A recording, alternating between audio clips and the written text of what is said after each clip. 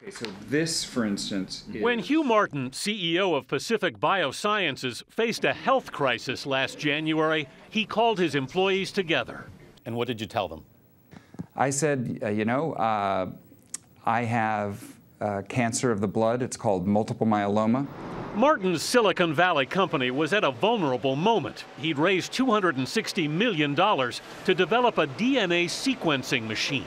Were you worried that going public with your illness could risk the funding for your company?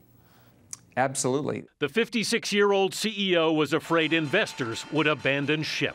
My biggest nightmare is that I might pass away quickly, that the company would have serious problems, and all I'd worked for could all be at risk. And that was a very, very scary thought.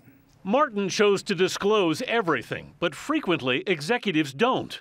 When Apple CEO Steve Jobs announced his third medical leave this week, Apple cited only unspecific health reasons. But legally, that may be all they have to say.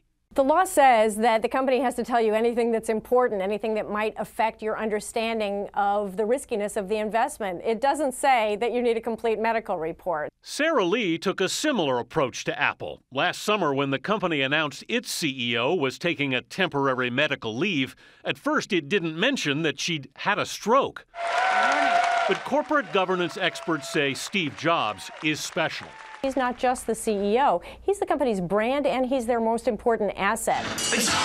The creative genius who gave us the iPod, the iPhone, and the iPad. And he is what the investors and the employees and the customers are betting on. So, yes, we are entitled to some candor. At Pacific Biosciences, Hugh Martin is glad he was candid. He's back on the job. There's still no cure for multiple myeloma, but the drugs are working. You're in remission now. There isn't even a trace. In October, the company successfully went public, proving that full disclosure doesn't have to be bad for business. Anthony Mason, CBS News, New York.